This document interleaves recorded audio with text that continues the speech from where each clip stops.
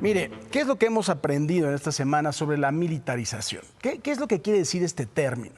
Según el diccionario de la RAE, la Real Academia Española, lo que dice es que militarizar es cuando precisamente todas las actividades de un país rondan alrededor de los propios militares y por supuesto que se impone un régimen manejado por ellos. Hemos aprendido que en la historia de este México independiente hemos tenido muchos más presidentes militares que presidentes civiles, pero esto es precisamente o puede calificarse como un régimen militar.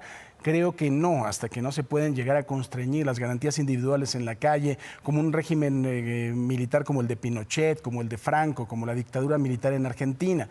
Ahora, seguro recordamos también la guerra frontal que hizo el presidente Felipe Calderón en su sexenio al crimen organizado.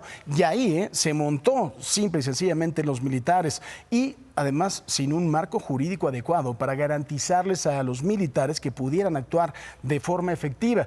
Pero no fue la primera vez que los militares han intervenido en cuestiones de seguridad pública. Vamos a ver la historia para no olvidarla y para tener, por supuesto, los elementos en la mano para poder opinar, para que usted diga si está de acuerdo en que los militares sigan en labores de seguridad pública y si lo que está sucediendo en México es militarización o no. Usted es el que tiene la última palabra.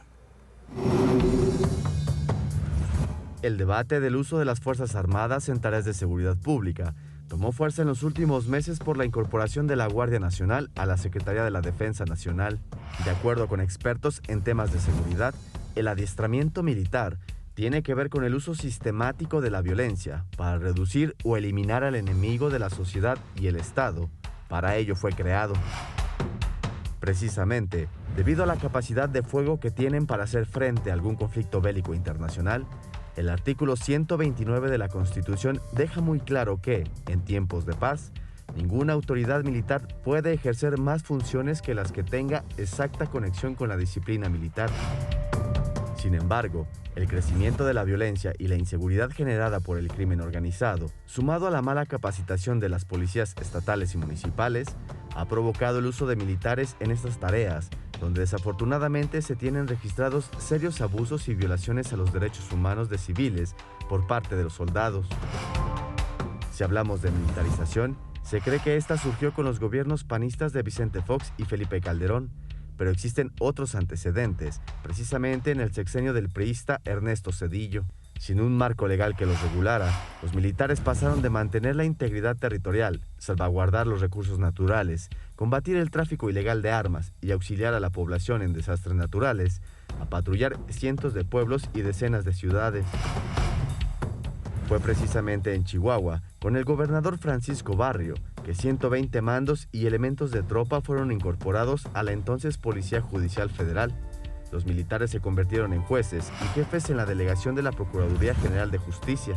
A finales de 1995, el teniente coronel Sócrates Herrera, que fue subdirector de la Policía Judicial Militar, se volvió el subdelegado estatal de la PGR.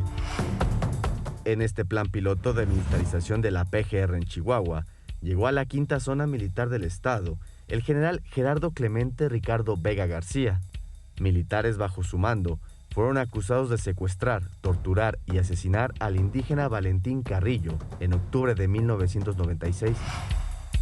Precisamente en el 2000, el general Vega García se convirtió en el secretario de la Defensa Nacional en el gobierno de Vicente Fox, mientras que el Procurador General de la República fue el general Rafael Macedo de la Concha.